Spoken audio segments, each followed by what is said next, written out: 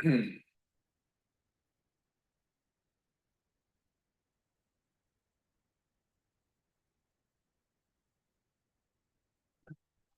live on YouTube.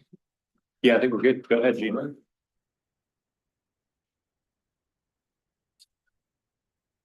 Okay, we're All right. gonna Yep, go ahead. call to order the City of Sherwood Planning Commission work session for June 26, 2024. We do not need a roll call or a quorum, but there are staff announcements that your first item of business that.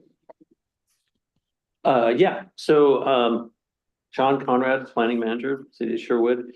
Only staff announcement I'd like to make is the Robin Hood Festival, reminding everyone the Robin Hood Festival is next month, July 19th to the 21st. And coordinators of the festival are looking for volunteers, a number of volunteers for a variety of positions. So if you would like to volunteer at Robin Hood Festival, you can go to Robin Hood Festival, all one word, robinhoodfestival.org, and sign up on their website. And they're saying this year, every volunteer will receive a $30 bonus bucks card to Langer's Entertainment Center. Oh, excellent. Yeah. I guess I should have started with introductions, but thank you, Sean. Yeah, you're welcome.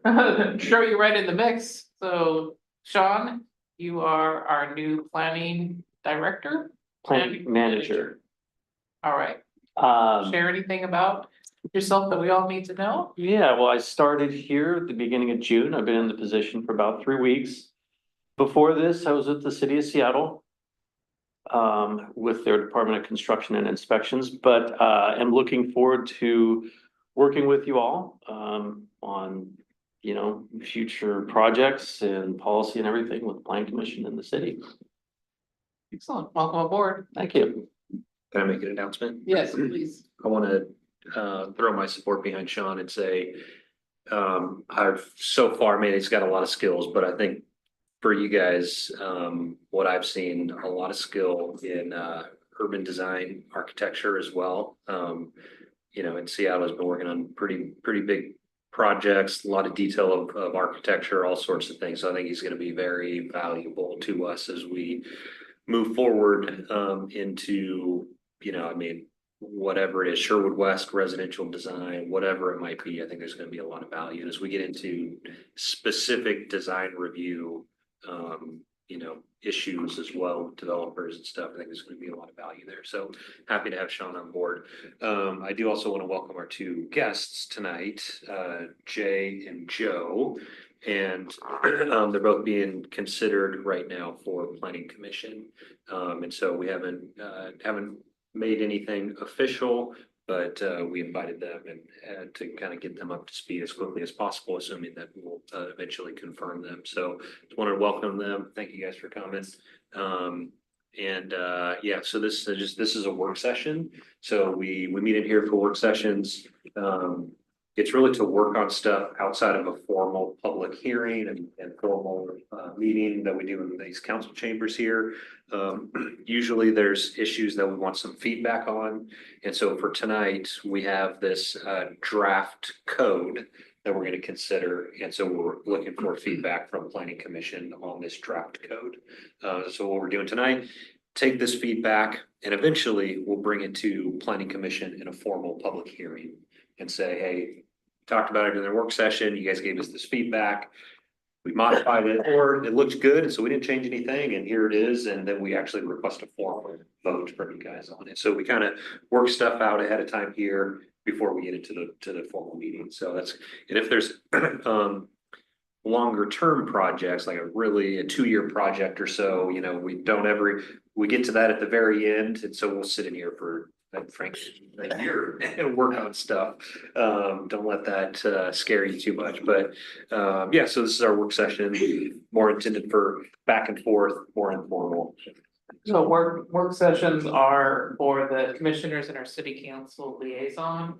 We take public comment during any open houses, so we could have open houses if it's a 2-year project.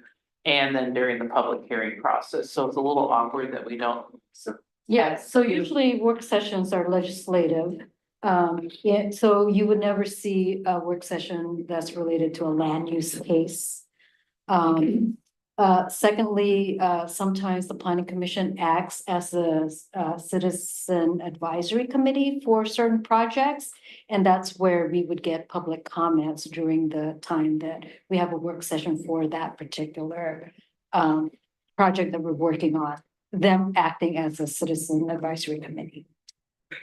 So, Go ahead, Yeah. ready? And pull up your presentation. I'll share it for you. anything else, Sean?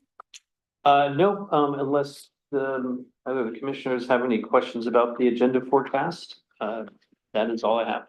And does Counselor Stankey have any updates that you want to share now? The only thing would be, there's no council meeting on the first Tuesday of July. We're taking that off for the 4th of July. We discussed the fee schedule at the last councilor meeting and approved it for this next year with future discussion regarding the appeal fee for type 3 and type 4 end use. Is that correct, Derek? Yeah, and so we'll be relooking at that fee to determine if that is still what we want to be using for the city. Right now, it's half of what the application fee is in total for the appeal. And we have a citizen come in and kind of talk about the hardships that imposes on an individual citizen for those bigger applications. And I think that was it. Awesome. Thanks, Counselor Stankey. All right, Joy. I just want to recognize the other commissioner that is here is Commissioner Kai. He is dialed in remote, so we have that luxury today to have Justin with us. Yes, thank you, Justin, Commissioner Kai, for joining remote. Yeah, thank you for being able to facilitate and keep me up to speed. So Excellent. Awesome. All right, that comes to me as far as annexation policy. So I'm Joy Chang. I'm the senior planner here as far as in the planning department. And tonight we're talking about annexation policies related. We currently don't have any annexation policies, and what I outlined here. Let me talk to this one. Yeah, thank you. It's just the agreements in regards to process. So the way that annexations are processed at this time, as in what we're doing currently, is that staff reviews the application, right? And puts state requirements, Metro 3.09 boundary requirements, and apply it directly, and our comprehensive plan, which has all of the annexation policies, and make sure that it's meeting all those standards. Planning Commission does not see them at all because they're actually a type 5, and there's really not a built-in process that's mandated by the county, not county, but the regional government, Metro 3.09.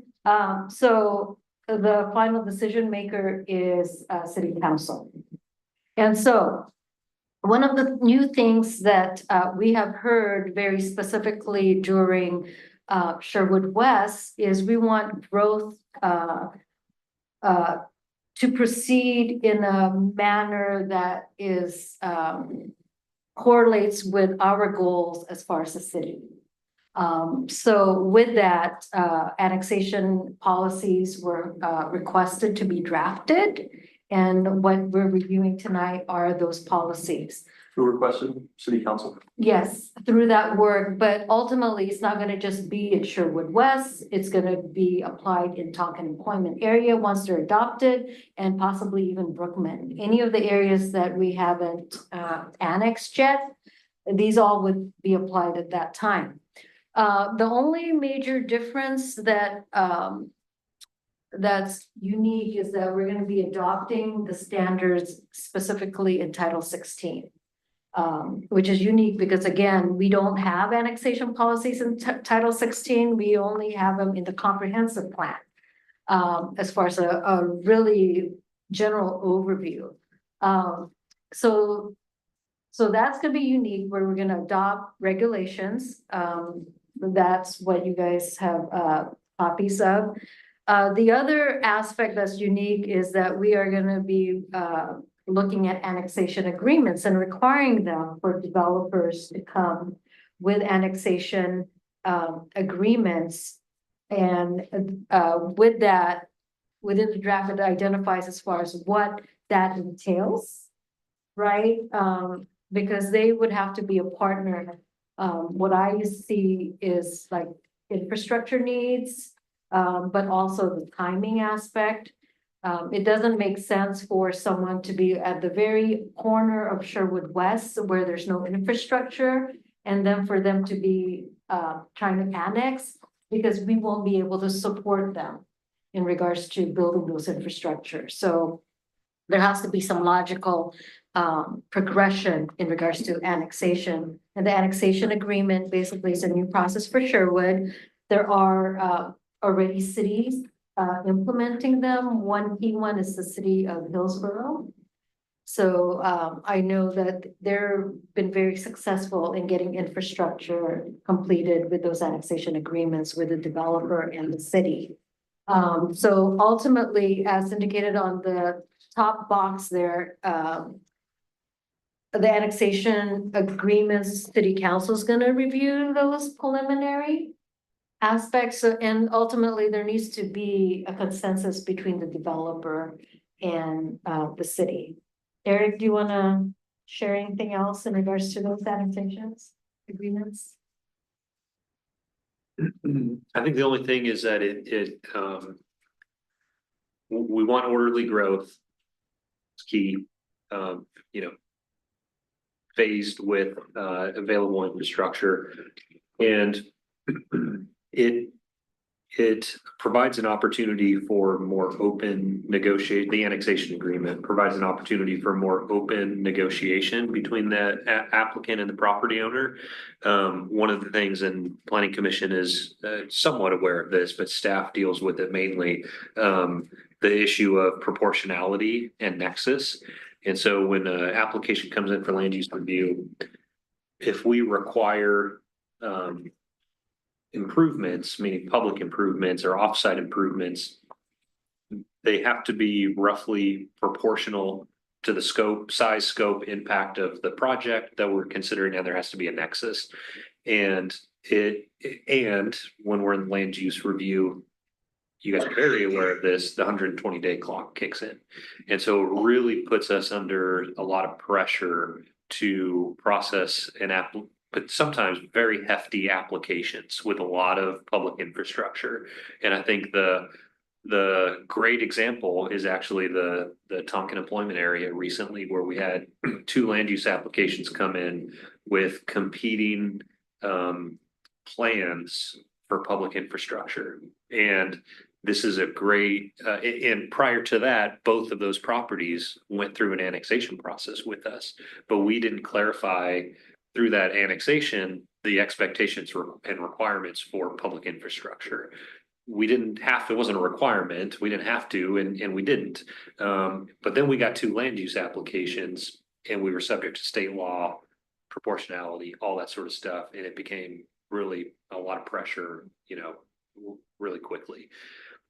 How I see this playing out is, you know, we actually, you guys might remember this, in order to try and avoid that issue that we ran into there with the competing plans, we did a study along Oregon Street and actually said, prior to them even coming into the city, we did that study and we said, okay, here's your different access points for Oregon Street. And one of the applicants said, that doesn't work for me, and I'm just going to propose something else. What we would do in this case is say, you need to agree to this access management plan or you're not coming into the city, respectfully. And so, and then we're not under the gun during the 120-day line. So it front loads those difficult conversations about infrastructure, and it requires that conversation outside of a land use application. And I think specifically if we get into a situation where there's concerns about capacity, of infrastructure, we can have that difficult conversation up front as well, where if they do need to provide more than the impact of their development, and it's the only way forward, we can try and work something out early on to say, okay, we can do a reimbursement district, we do something creative through this annexation agreement to allow you guys to move forward, but also to make sure that the city in the long term is whole as well. So there's just a lot of benefits to annexation agreements.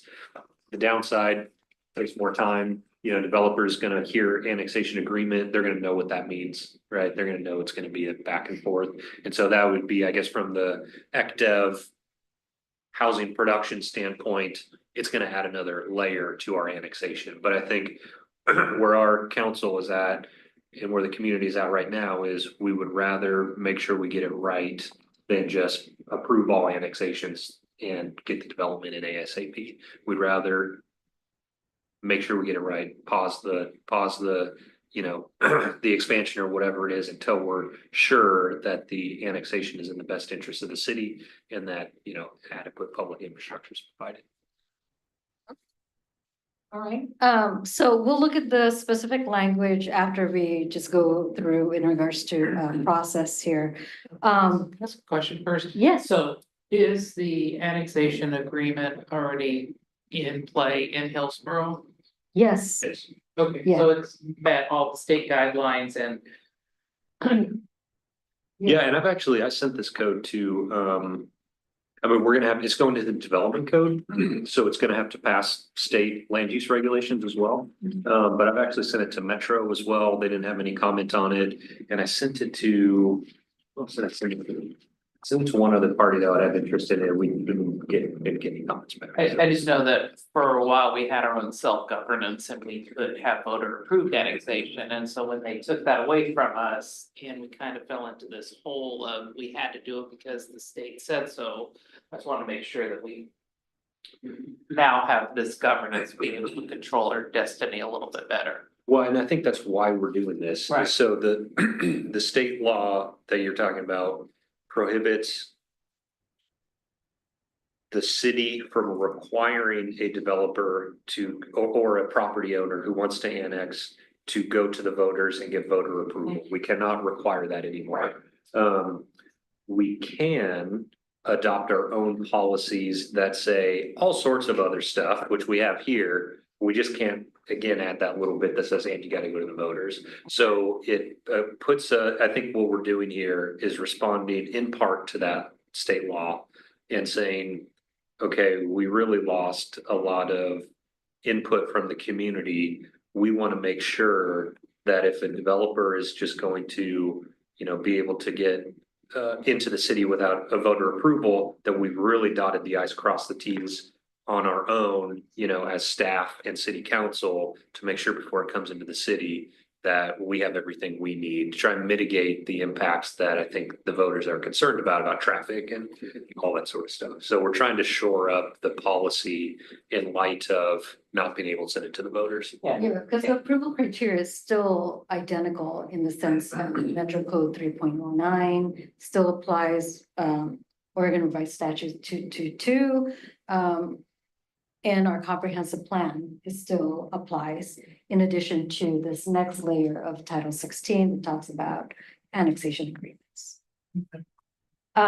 So in regards to the actual application, one of the key things that we are changing is that we are going to require pre-application conferences to be mandatory. Right now, they are highly suggested, but we do not require them with land use applications.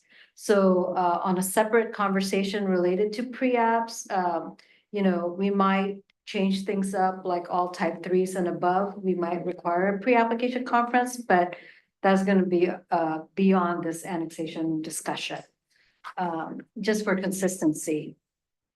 The typical annexation application that is certified by the county, that's a meets and bound legal description.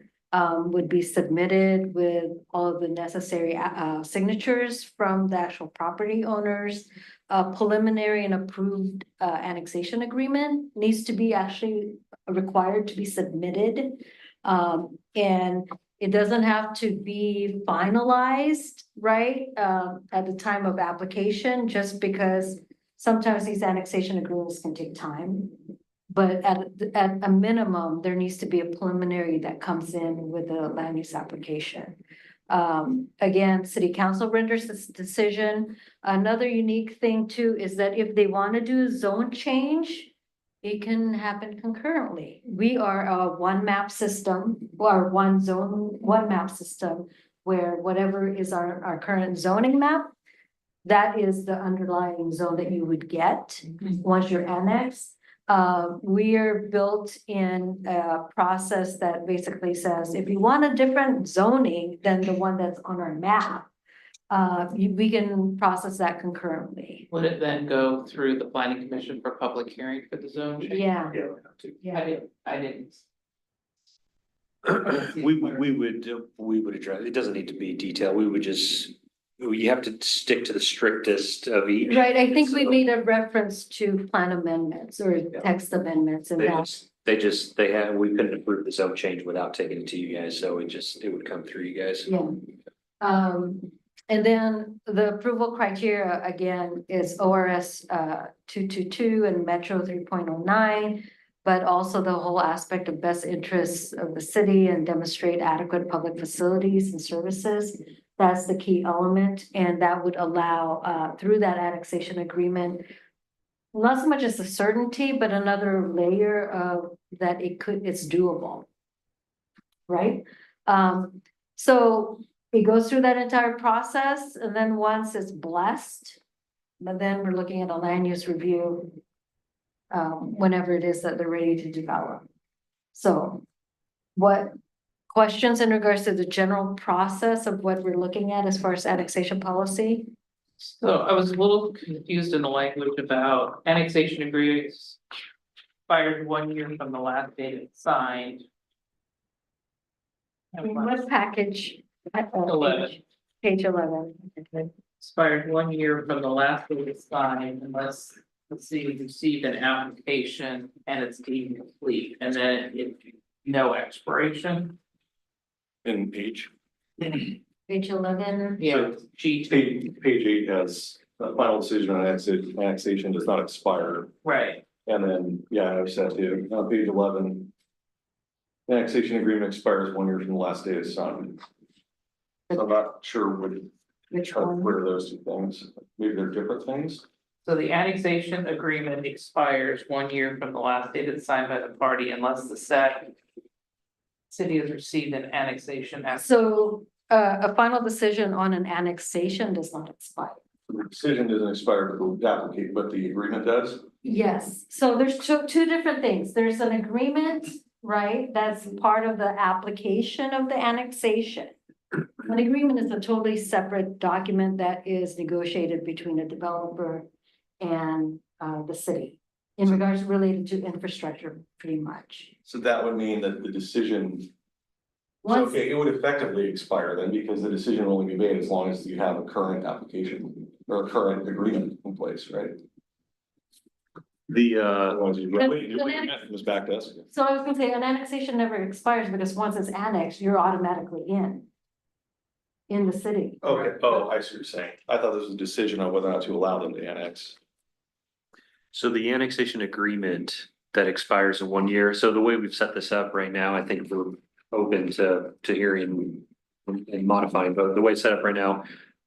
Applicant plus city staff plus city council likely through a work session. Come to an agreement on the annexation agreement, both parties sign it. And then they include that agreement in their annexation application to us. And so it's part of the agreement is part of the application. And so what this is saying is within 1 year of striking the agreement, they have to actually apply for the annexation. They get marked complete.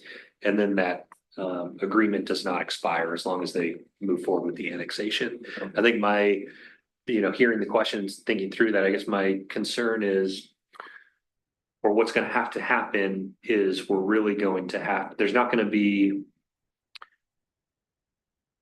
I guess there could be changes but basically, we're gonna have to come to an agreement on the annexation agreement before they even apply. And my thought, a little bit of a concern is, well, what if city council wants to make changes or something? I guess that's one of my Because it's not a concerns. clear and objective standard. Doesn't need to be. Legislative. Right. Doesn't need to be, yeah, yes, exactly, it doesn't need to be, and therefore they can make changes, and, you know, I don't know that this. It would make it more difficult, because if city council then came in and said, we changed our mind or whatever. Applicant's gonna say, hey, we got this signed, you know, it's kind of moving the goalposts on them. I think, I'm okay with it, I think it's just really, we're really gonna have to work stuff out and somehow. You know, get a consensus from the city council that it's there, that the agreement is there. I think it's, Um, my recommendation would be, it's two different things. We have a preliminary annexation agreement that occurs prior to the application. Once the application is submitted and deemed complete.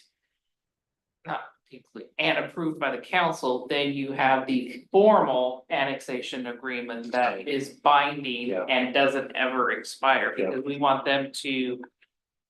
We don't want the infrastructure agreement to expire 1 year, so we have a preliminary agreement that expires 1 year. Once they get a signed annexation, that formalizes the final agreement.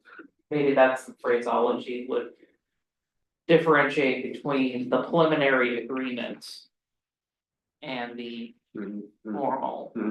I'm repeating myself because They have to get approved by council too. it has to So- get approved by So council. the agreement's subject to approval. Once the approval's made, then it doesn't go away, so long as this thing doesn't expire, the contract doesn't expire. If it Right. expires, they gotta come back to the table. Right. That's kind of how I see that, this reading.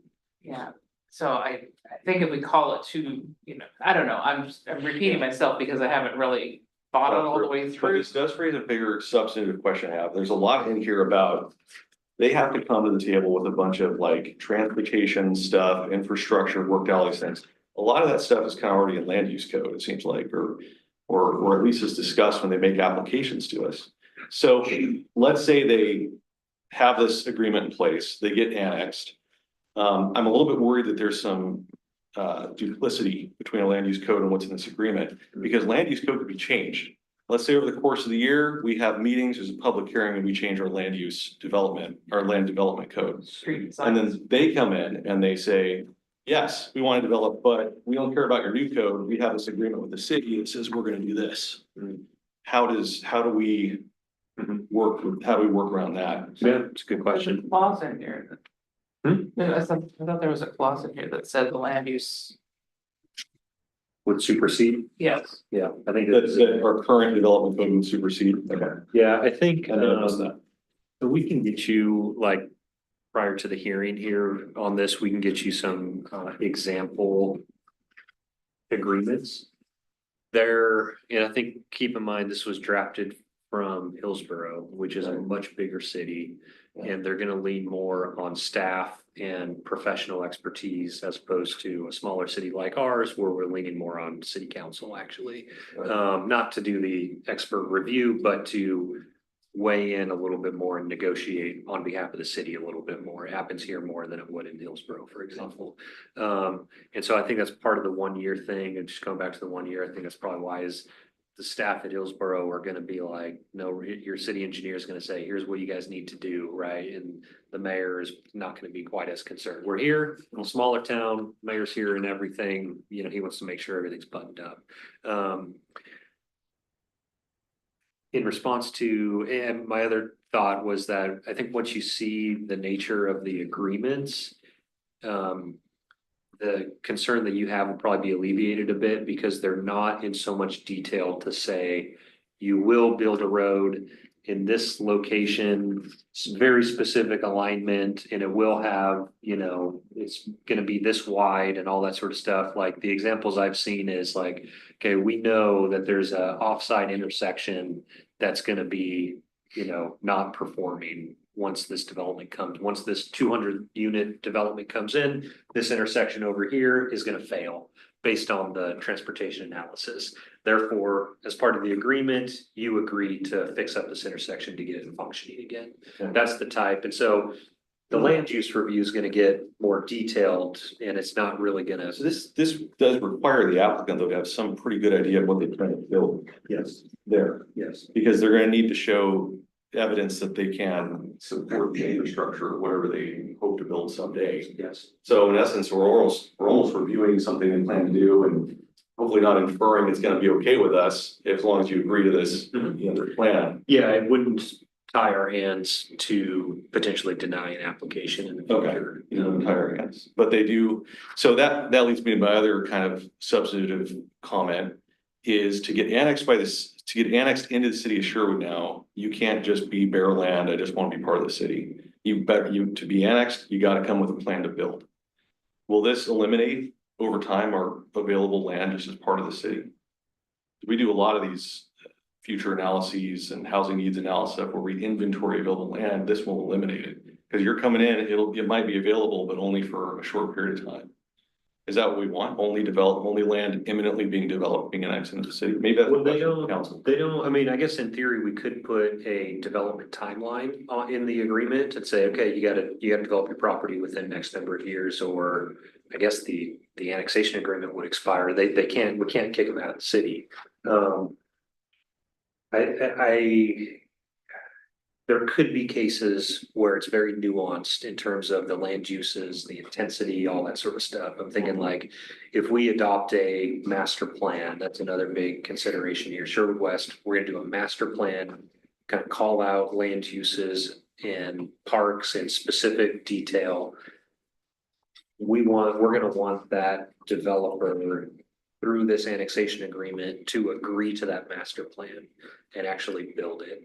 So I think the concern there would be. The developer is applying for annexation or the owner is applying for annexation? It could be both, could be both. But it probably will be because for an owner to get their land annexed now, they're gonna need to have a plan to build. Yes. And I think, again, what we're doing here is weighing, do we make it really easy to come into the city and then all of a sudden we get a land use application, right? Or do we really try and, I wouldn't say slow things down, but really be very intentional with every annexation? And I think that's the direction that we're going, yes. And I don't know that's for us to decide. I think it's more probably a council question is what kinds of properties do we want to annex? Well, only those that are gonna be basically ready to go. That's what we want, or at least a plan. There's definitely criteria in regards to, there's a process as far as like, it has to be in your urban planning area, it has to be adjacent You mean to our within- boundary, Yeah. right? I mean, there's criteria where not just anybody can annex, especially if you're not adjacent or abutting the city boundary.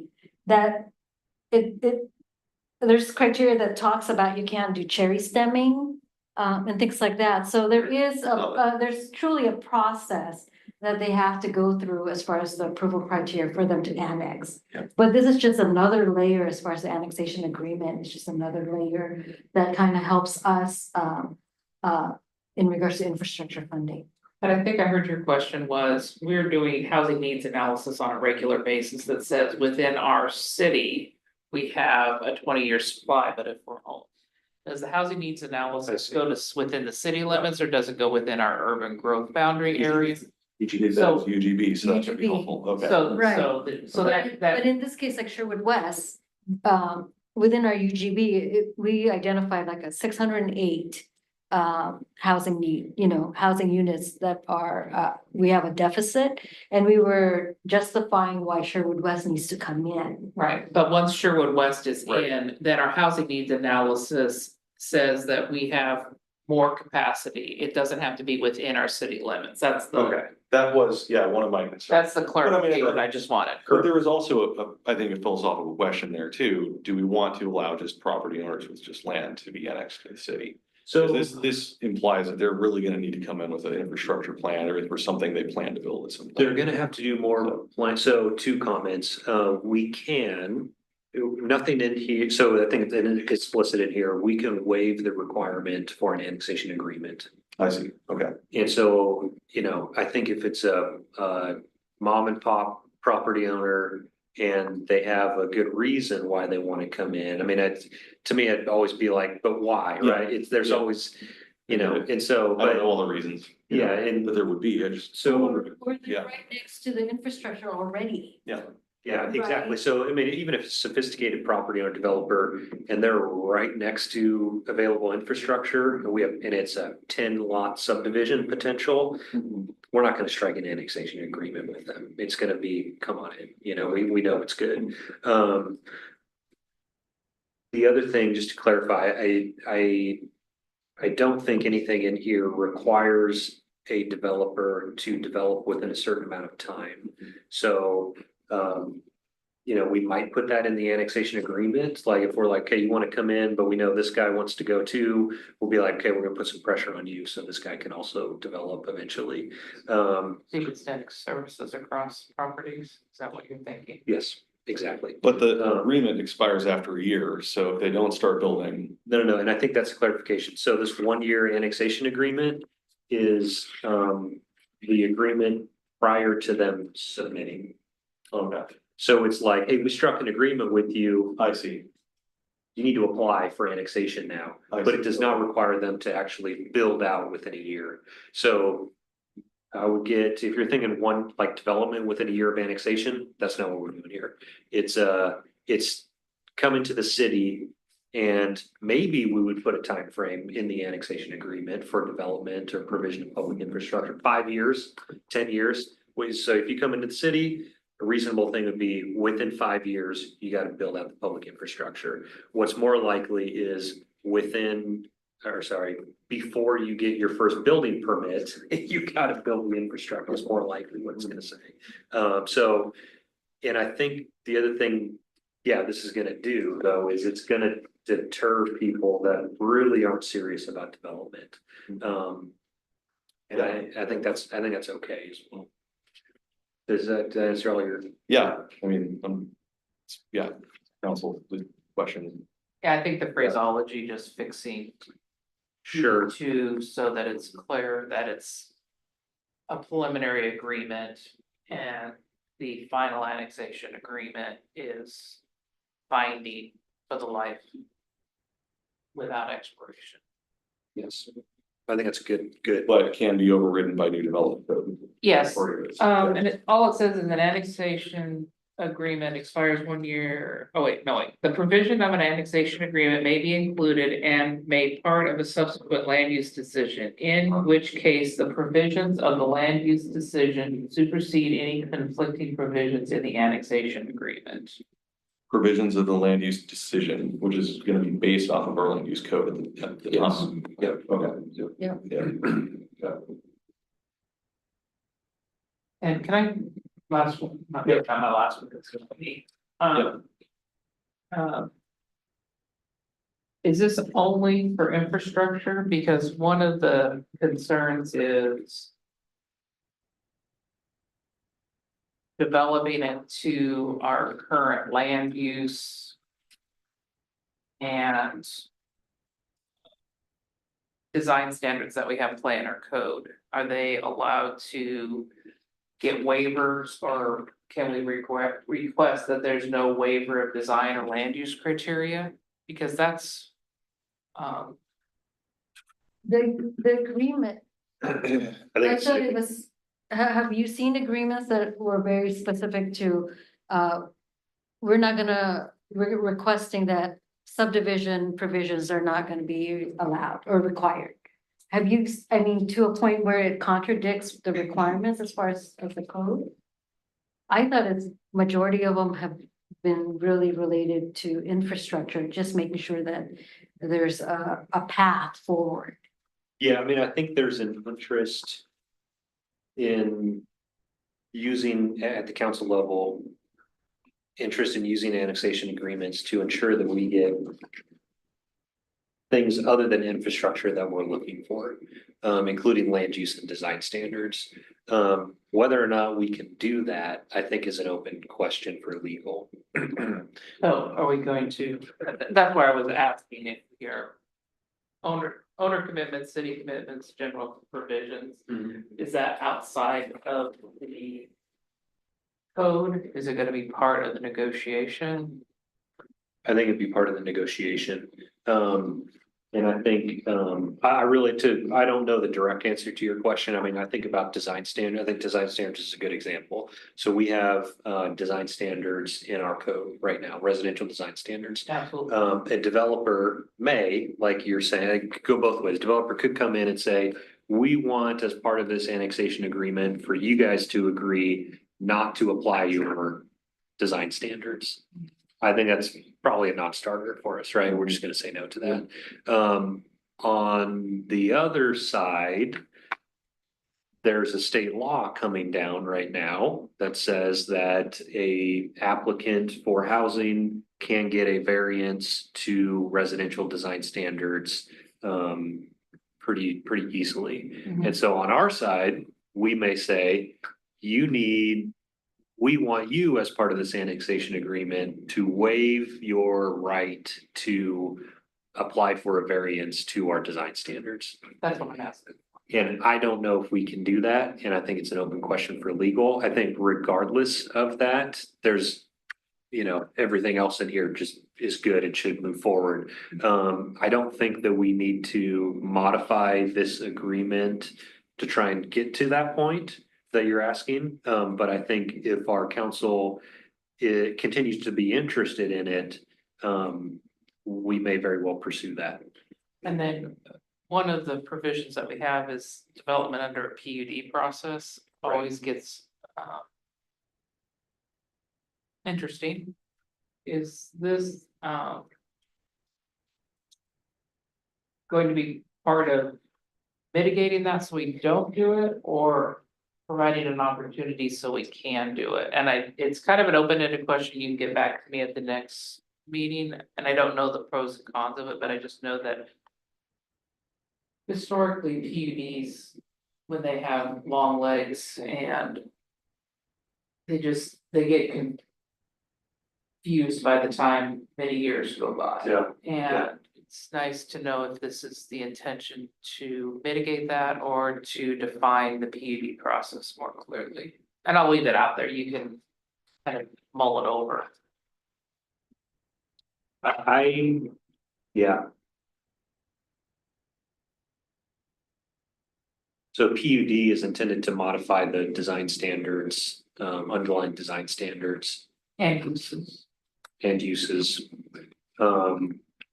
Uses as well? I'm not sure. I don't know if uses are included in that. We can check. I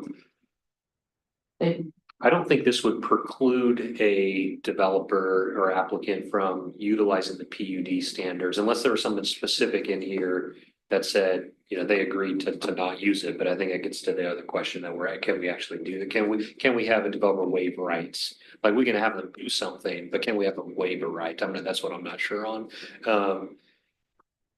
I think in terms of, and this is a zooming out a little bit in terms of PUDs, Sherwood West, we want to do, the council direction right now is to do master planning for anything that includes residential.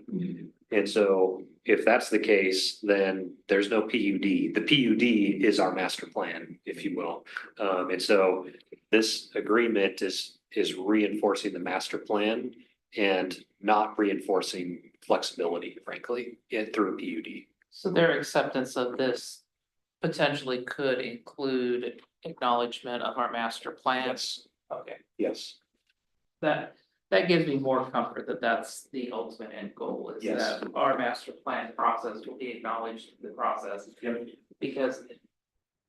And it could be PUD process has changed, but it was like an overlay, and then within that overlay, you could kind of move the puzzle pieces around. Yeah, I think park space is a great example here. We develop a master plan. There's a park that is very clearly on one property. my hunch is that our city council is not gonna agree to annexation until we get in this agreement that they are putting that park in per the master plan. And so I think it's gonna reinforce the master plan, especially around public improvements and shared space. Okay. That helps clarify. Yep. So, Eric, do you want to just, stop sharing and just in case, Justin, has any questions, any comments? No, Justin? nothing so far. I'm good. Okay. I am curious how this will work for us, and I'm wondering if it gets tricky when we get to a land use application, just because, just the nature of items 3 and 4. That's a lot of time and what will likely be expense on the applicant's part to do a lot of research about all the things, look at all the things. Demonstrates how the property, this is part 3 on page 7. How the property is served, will be served by adequate public facilities and services, including sanitary, sewer, stormwater, domestic water, transportation, internet fiber, parks and trails, police, fire, waste service, on and on. That's a lot of stuff. The applicants can have a pretty good idea what they're doing, do a ton of research, a lot of cost and expense, get annexed, and then come to us for recommendation, for requesting approval for land use. So, It seems like we could be put to blind and going, and when they come in and go, we pretty much already vetted this with the city and they said yes when they allowed us to annex. So what are we doing here? so. I'm a little bit worried about that. Okay, so the current criteria, right, for annexation is that services are feasible. That's all that we currently require under Metro Code 3.09, that urban services are feasible. So there needs to still be the current process, some analysis that they have to talk to an engineer, or work with an engineer that said, yeah, based on all this, it's feasible.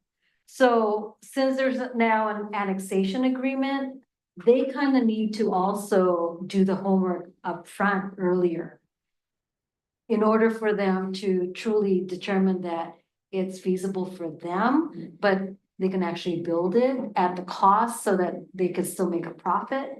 So they will What happens need. if we in the commission, when they do actually apply, we say not good enough? If that were to happen, for whatever reason. And they say, well, yeah, but we did the research and we got it signed off of the city when we annexed, so. So I think, like, Uh-oh. most of the stuff that's gonna come to you is going to be, commercial and industrial projects, because that's what, like, you guys rarely see subdivisions, when you think back, Yeah. because the threshold is 50 lots or more come to you guys, which we just don't see a lot of that. So what's likely to come to you guys is retail projects and industrial projects. So Tonkin Employment Area, I think, is a great example, going back there. Mainly what we're talking about here is provision of public infrastructure. So city engineer, yeah, you got water capacity, yeah, you got transportation, or you agree to the road again in the example that I talked about.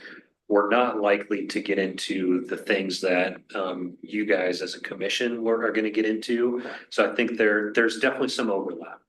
But I think for the most part, there's separate, but we're not gonna get in an annexation agreement about, likely, maybe, but likely not. The last one you guys heard, hey, trees to screening to screen, we're not Not gonna get. getting into that stuff. Because we don't even have their site plan yet, right? We just wanna know, all right, approximately how many square feet are you doing? And does the infrastructure work? If it doesn't, then we address that. Mhm. And then you guys are gonna get into the nitty gritty on facade design Okay. and articulate and all that sort of stuff. So, but So you don't see this as a major risk?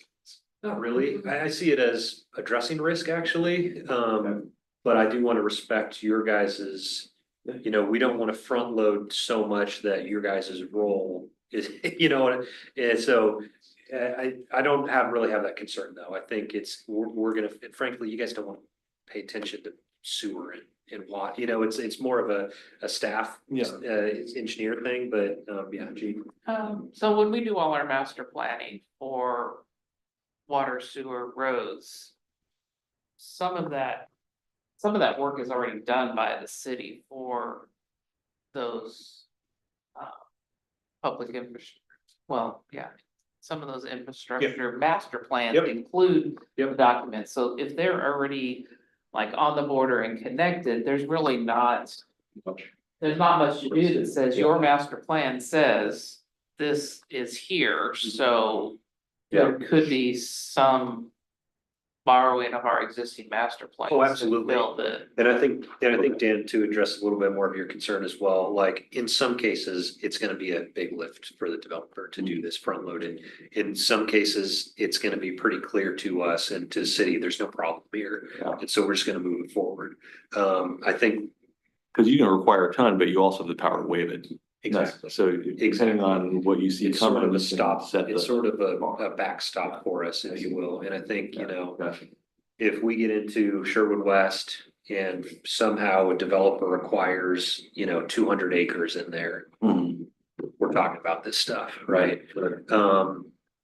10-acre property and it's close in, then it's like, we're not gonna get it picky on it likely.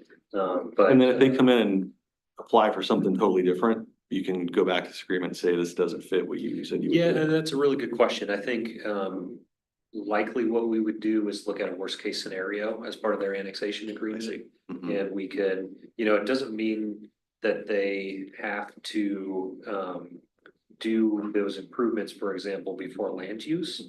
And so it could be, hey, you guys agree to basically mitigate up to your intensity identified or approved through land use, whatever, whatever that might be. So, yeah, it's not like they gotta put it in and then they apply and then we're all like, Just kidding. what are we doing here? Exactly. So I think, we could address that too, probably by worst case scenario analysis. Okay. And if it gets, Cause that would have helped with the other situation you referred to earlier, is that Yeah. kind of how you introduce this? I would also see this as an avenue if. What I understand, if we have an intention to get living wage employment jobs out there. And some of. That needs to have certainty to the people that are out there that the city's participating in this, so. Is there also the other side of the coin where the city can help facilitate? Local improvement districts or other revenue mechanisms that make development happen more easily. Yeah, potentially. I mean, I think that's a great example of just. Just keep going back to the road example of. You got two developers. They both propose the road on each other's property, of course, classic. And the developer down road from them is watching that thing like, what the heck is going on here? And that issue delayed both of their projects, but also the project behind it, which you guys just approved. That was Panettone, right? If you remember the Panettone, they were waiting on these two developers to build that road through there. That was in dispute. And as soon as that road goes in, now they're applying for development. So they were looking at this. And so, yes, to your point, if we have our ducks in a row, we're facilitating provision of public infrastructure effectively. It's gonna send a message to everyone that we got our stuff together. The infrastructure's coming. It's orderly. They're not gonna get the short end of the stick somehow, all that sort of stuff. So, yeah, I think it could help with that. And actually, we're doing a plan. Let's get into the details, but we're doing a study of, Dalkey Lane, so Oregon Street, and there's Dalkey Lane. It's a really old county road, dirt road, and it's the interior of the Tonka deployment area. And there's no infrastructure there. So we're doing a study right now with AKS to figure out what the alignment needs to look like. And if we pass this, and they're all unannexed, if we pass this, finish the study, it's likely we're gonna say, okay, interior Tonka deployment area properties, you can come into the city, but you gotta agree to the Dalkey alignment study.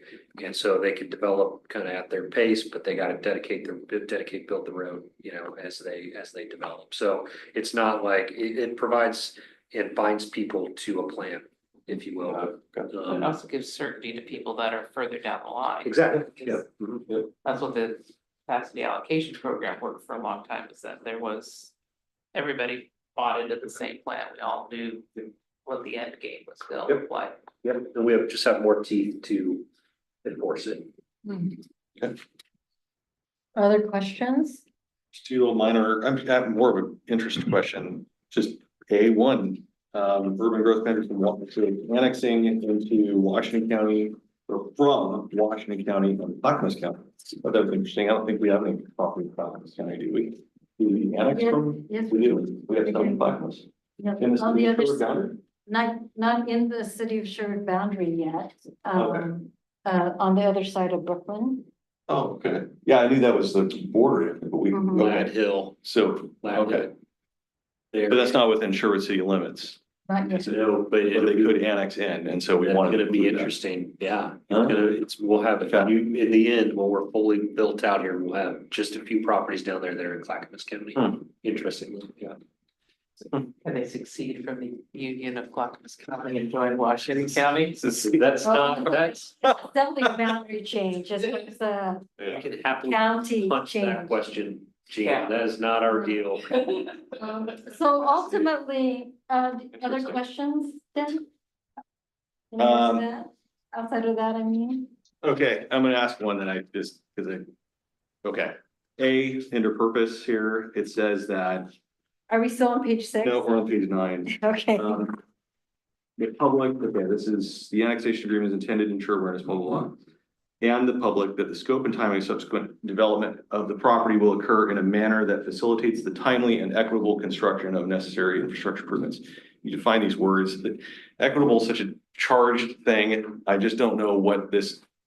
I don't know what what the meaning of that is here, and I don't wanna be, I don't want the city to be challenged over this if we do something wrong. Over this, I don't know what that word means in this case, I understand timely, we want it timely done, but. Construction.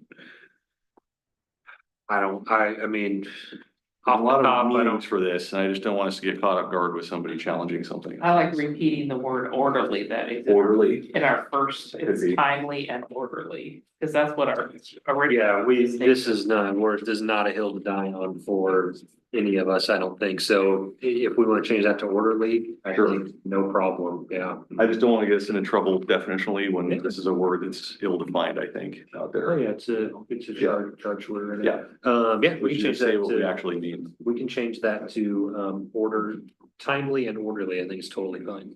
There we go. okay, great, That's it. okay, That's it for excellent. me. So the goal, the goal. Joy, actually, I had a question if you don't mind. So a couple things with the waiver section. Who is the city in that regard? Who would waive that? Is that the city council or is that you, Eric? Who waives it?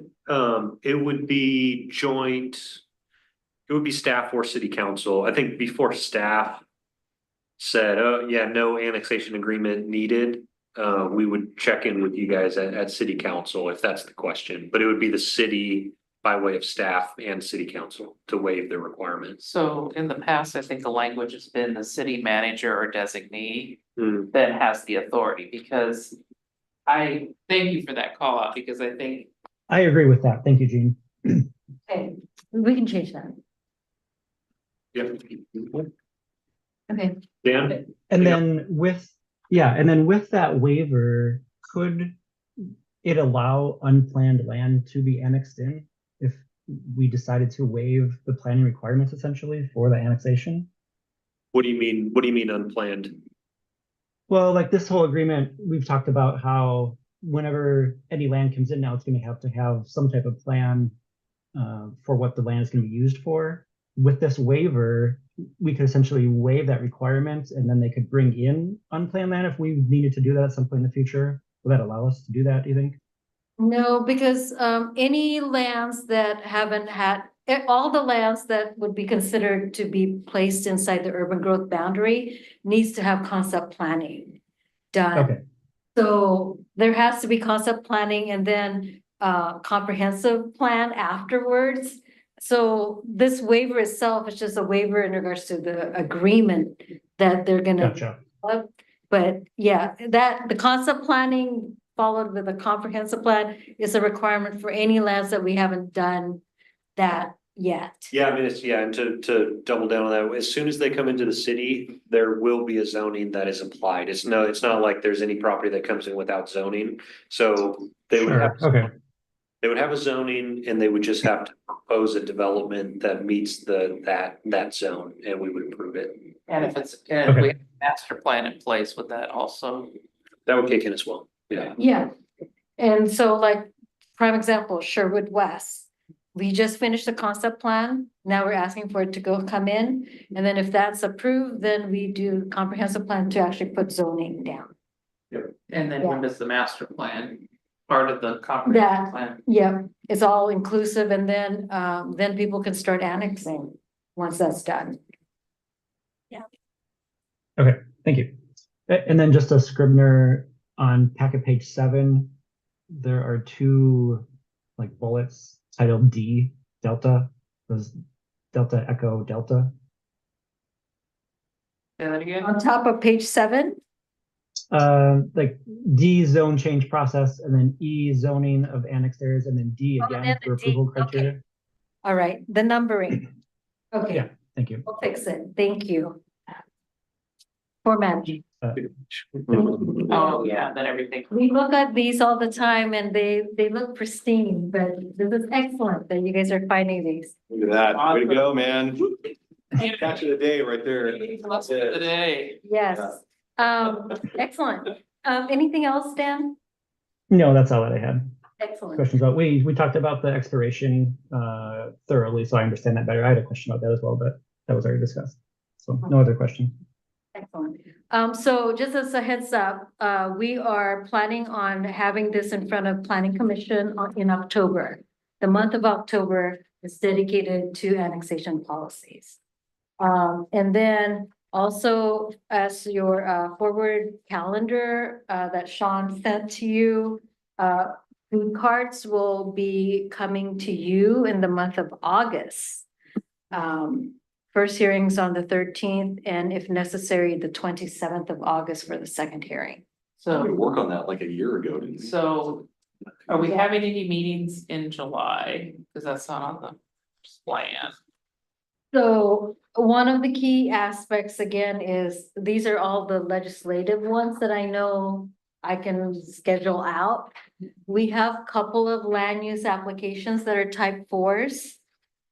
That could possibly require you to have a quasi judicial hearing, but we don't know because at this time, they are still in completeness review.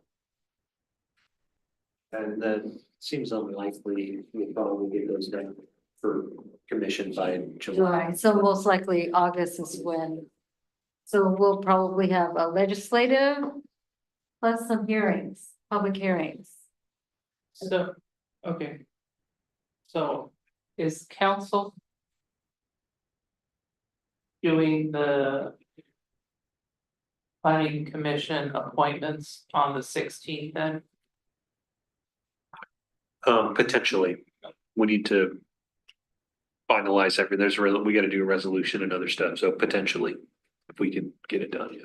Because if we're going to hearing on food cards in the first meeting in August, would it be appropriate to get a quick work session on the 23rd if we have a full commission by that time? Food carts? I think food carts have been pretty well vetted. Okay. I'm hesitant to bring it to do any more work sessions. Okay, then we at least get, once appointments are completed, get paperwork out. Yep, yeah, and we'll, you know, to start for the new commissioners, once they're on, we'll meet with them and make sure that any questions are answered, all that sort of stuff ahead of time. Yeah, usually there's a little training session before.